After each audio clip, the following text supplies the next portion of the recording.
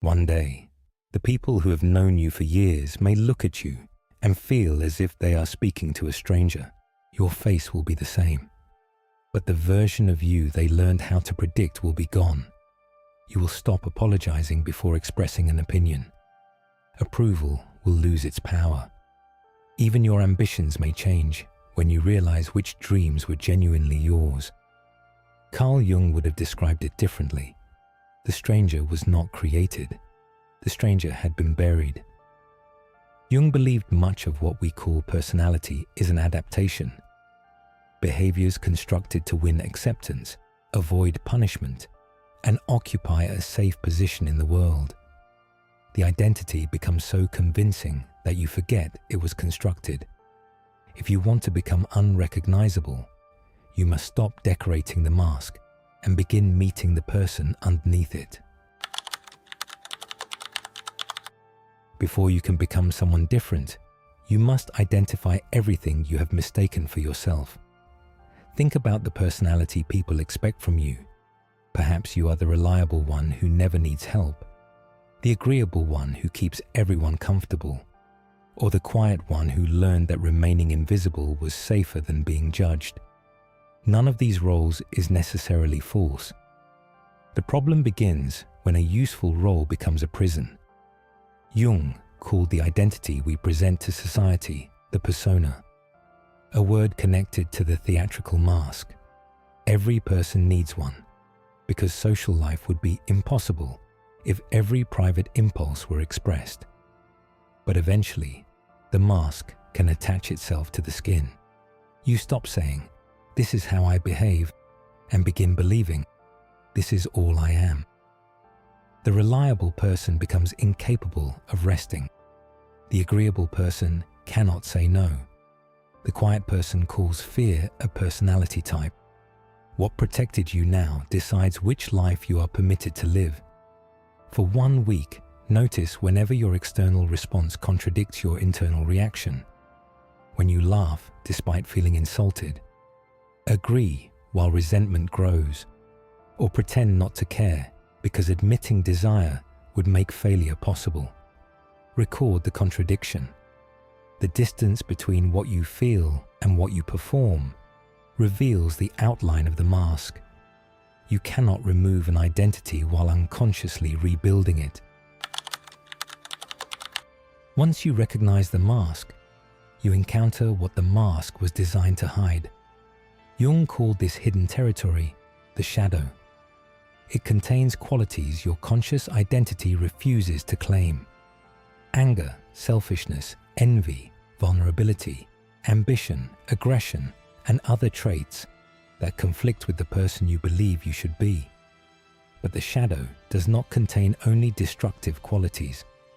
A child mocked for being expressive may bury creativity. Someone taught that wealth is greedy may bury ambition and resent everyone who succeeds. Someone praised for being strong may lose the ability to ask for care. What you repress does not disappear. It operates without your permission. The person who insists, "I am never angry," may punish others through silence. Someone who claims not to care about status may become obsessed with criticizing successful people. To locate it, study your disproportionate reactions. Who irritates you immediately? Which qualities make you unusually judgmental? Who fascinates you, even when you pretend to dislike them? Sometimes your reaction is justified, but sometimes another person is expressing a quality you have forbidden in yourself. Do not imitate everything you envy or excuse harmful impulses as authenticity. Integration means recognizing the shadow's energy and giving it a conscious form. Buried aggression can defend a boundary. Envy can reveal an abandoned ambition. Selfishness can become self-respect. Anger can identify where you repeatedly betray yourself. Choose one quality you reject but secretly need. Express its mature form once this week. Say no without a courtroom defense. Share an unfinished idea. Ask directly for what you want. the old version of you will interpret this as danger. That fear marks the border of the identity. The next step is more uncomfortable because it removes one of the mind's favorite hiding places: other people. Jung used the term projection for the unconscious tendency to experience parts of our own psyche as though they exist entirely outside us. You may decide another person possesses all the courage, intelligence, discipline, or power you lack. You turn them into a hero and yourself into an audience member. Or you make someone a villain who carries every trait you refuse to recognize in yourself. When you idealize someone, ask, what quality have I assigned exclusively to this person? Then ask, what would 1% of that quality look like in my behavior? Perhaps you do not need their entire confidence. You need to speak one sentence without softening it. You do not need their career. You need to finish one piece of work and let it be seen. When you demonize someone, ask, where does a smaller version of this trait exist in me? This does not mean blaming yourself for their cruelty. It means refusing to use their flaws as protection from self-knowledge. The hero becomes human, the villain less hypnotic, and you recover responsibility for what you searched for outside yourself. At this point, other people may begin resisting your transformation.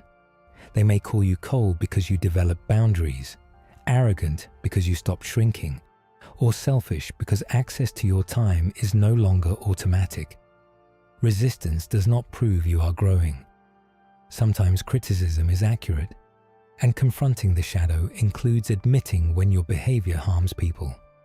But you must learn to distinguish honest correction from an invitation to return to your assigned role. Many relationships contain an invisible agreement. You remain predictable, and in exchange, you remain accepted. People who benefited from your silence may describe your voice as aggression. People comfortable with your dependence may call independence betrayal. Do not make being misunderstood into evidence of superiority.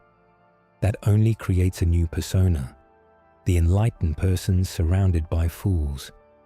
Listen carefully. Correct what is cruel. Apologize when necessary. But do not abandon a truthful change because it makes the old system uncomfortable. You may feel fraudulent or lonely when the former identity no longer fits and the emerging one does not yet feel natural. That can be the cost of living without a familiar mask.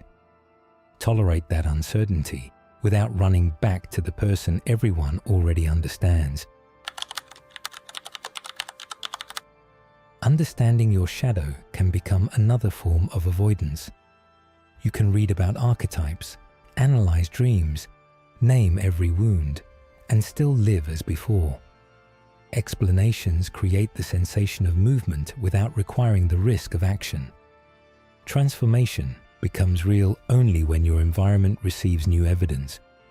If you claim to value health, but negotiate against your body, your calendar contains the truth. If creativity matters but you finish nothing, your unfinished work contains the truth. If you deserve respect but maintain relationships built on humiliation, your boundaries contain the truth. Do not ask who you want to become. Ask what the unrecognizable version of you repeatedly does when nobody is watching. Then choose 3 forms of evidence. 1 private action, something that improves your life without producing applause. 1 boundary, something you will no longer trade for acceptance.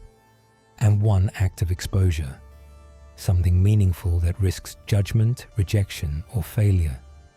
Keep these actions small enough to repeat and serious enough to contradict your previous identity. Confidence is not the entrance requirement.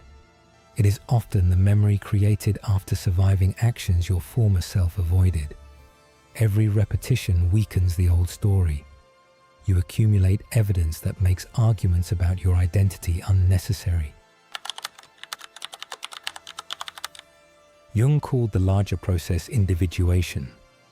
It is often misunderstood as becoming exceptional, spiritually superior, or completely independent from society. But individuation is not perfection. It is the movement toward wholeness. You do not eliminate fear. You stop allowing fear to impersonate wisdom. You do not destroy the persona. You wear it without forgetting it is a mask. You do not obey every hidden impulse. You bring it into conscious relationship with your values. The goal is to hold contradictions, strong enough to establish boundaries, and humble enough to admit error. Ambitious without making achievement your worth. Compassionate without volunteering for exploitation. This is why real transformation can make you unrecognizable. Your old identity depended on automatic reactions. The integrated person has choices. The insult no longer guarantees anger. Guilt no longer guarantees obedience. Praise no longer guarantees loyalty. Fear no longer guarantees retreat. Between the feeling and the response, consciousness has appeared. If you follow this path, you may lose more than bad habits. You may lose ambitions that existed to impress people, relationships sustained by your lack of boundaries, and beliefs inherited from people who never examined their own lives.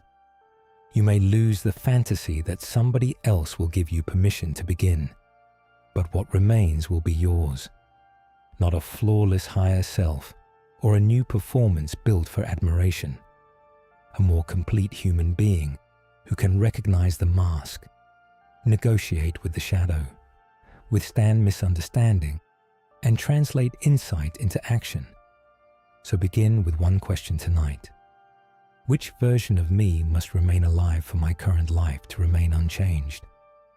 Find the role. Find the fear protecting it. Then perform one action that role would never permit. Repeat it until people who relied on your predictability notice something unfamiliar. Until your former reactions feel like memories belonging to somebody else. Until the person you kept waiting to become is finally the person making the decisions. That is how you become unrecognizable. Not by becoming somebody else, by becoming someone you can no longer abandon.